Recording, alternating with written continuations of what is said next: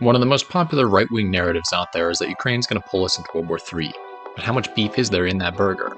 Let's start with one of the biggest arguments, that the goal should be peace, and Ukraine's refusal to surrender risks escalation for itself and the West. There are a few core truths here that are important to understand. Number one, more than anybody, Ukraine wants peace. Specifically, Ukraine wants what Zelensky has referred to as a just peace, which is a peace that keeps Russia away for good. Why is this important? Well, Russia has a bad habit of brutally invading and occupying its neighbors. In the roughly 30 years since the Soviet Union fell, Russia has unilaterally started no fewer than 13 wars and conflicts, mostly involving its neighbors. And this does not include the activities of Wagner, a state-sponsored military force that has sowed chaos and suffering in over half a dozen African countries as well as Syria.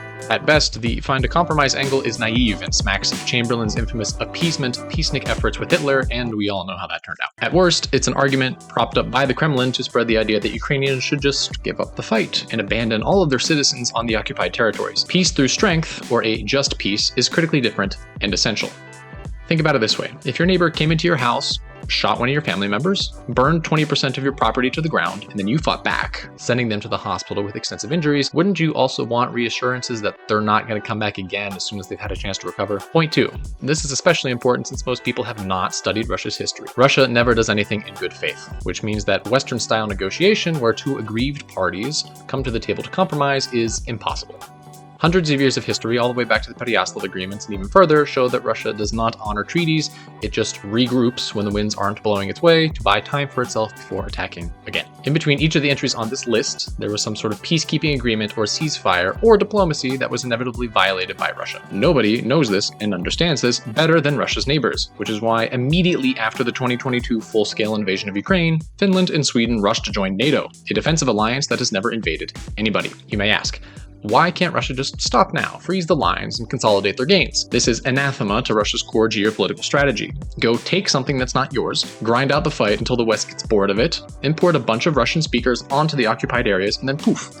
Russia now has land and resources that they previously lacked, as well as a narrative of defending ethnic Russians that legitimizes the unprovoked invasion for useful idiots everywhere. That rinse and repeat strategy has worked time and time again for Russia throughout history, most recently in countries such as Chechnya and Georgia, which remain occupied to this day. Point three. Ukraine is not a proxy war. For comparison's sake, Vietnam was a proxy war. US boots on the ground in support of South Vietnam, carrying out combat operations against the China and Soviet Union-supported Viet Cong. The US military is now primarily focused on the Houthis, and no units are forward deployed anywhere close to anything that even remotely resembles actual US military involvement in Ukraine. Did we give them some guns? Yes. Did we put a lot of restrictions on those guns and their use in order to avoid escalation? Yes.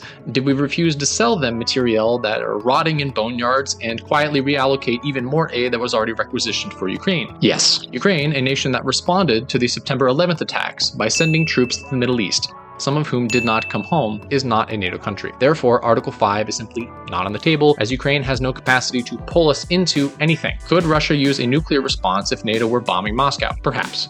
However, it's incredibly unlikely that any Western ally would come anywhere close to active combat operations on Russian soil, since once again, NATO has never invaded anybody, so the nuclear self-defense narrative doesn't really hold water. Point number four.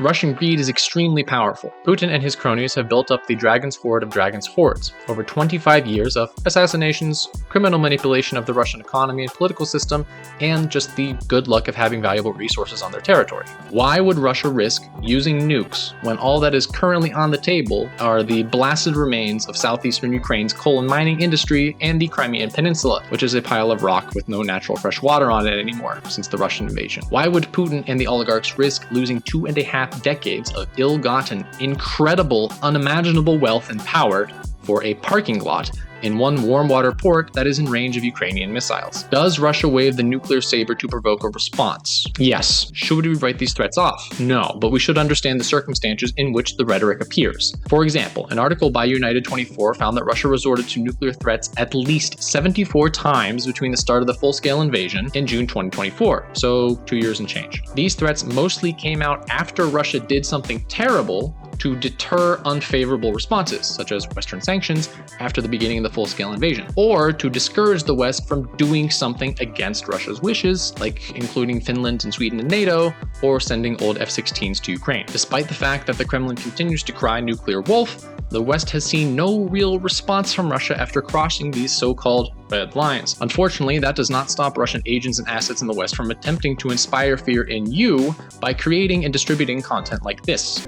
A single nuclear weapon today could kill millions in just minutes. Just one of these nuclear bombs would vaporize everything at its core. Point number 5.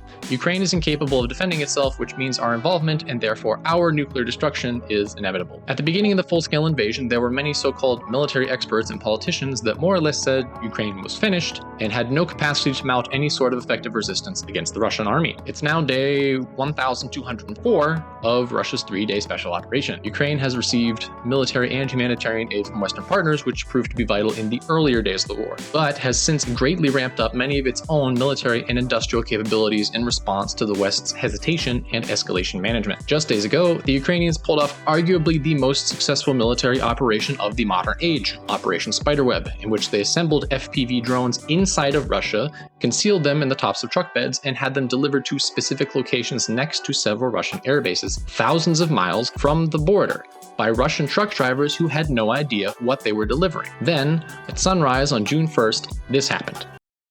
Коптер опять взлетел. Откуда взлетает, ничего не понятно, блядь. Вот он, клоун, блядь. Оба ни с того ни с сего, сука. Оба! О дела, блядь. Ёб твою мать, до чего техника дошла. А нахуя мы работаем за рулем-то, блядь? This operation was overseen by Zelensky himself and used 0 American-supplied components or intelligence. Over 40 Russian bombers were damaged or destroyed, an estimated third of the Russian bomber fleet, with a value of over $7 billion in damage, and every single Ukrainian agent was successfully exfiltrated and returned home. In the last week, the Ukrainians also sabotaged the Kerch Bridge with 1,000 pounds of TNT and became the first military to use an F-16 to shoot down a Russian Su-35 as it was flying over Kursk. The narrative that Ukraine doesn't have cards is simply untrue. Point 6, and here's the big one. Russia can end the war at any time by packing up and returning to its own territory. Every single day that this war goes on is another day that the Russian Federation has chosen to continue their efforts to invade and occupy a sovereign country. So, to summarize, Russia is a historic enemy of free and democratic nations everywhere.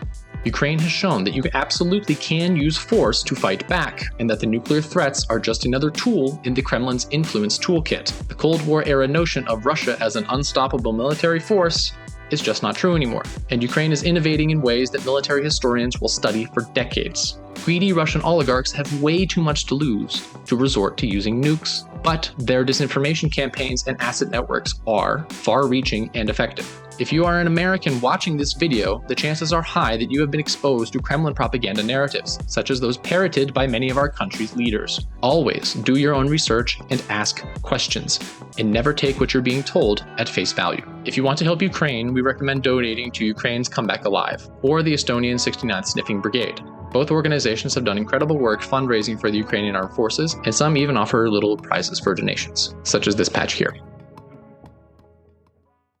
The world is very different now, for man holds in his mortal hands the power to abolish all forms of human poverty and all forms of human life. And yet the same revolutionary beliefs for which our forebears fought are still at issue around the globe. The belief that the rights of man come not from the generosity of the state, but from the hand of God. Let every nation know, whether it wishes us well or ill, that we shall pay any price, bear any burden, meet any hardship, support any friend, oppose any foe to assure the survival and the success of liberty.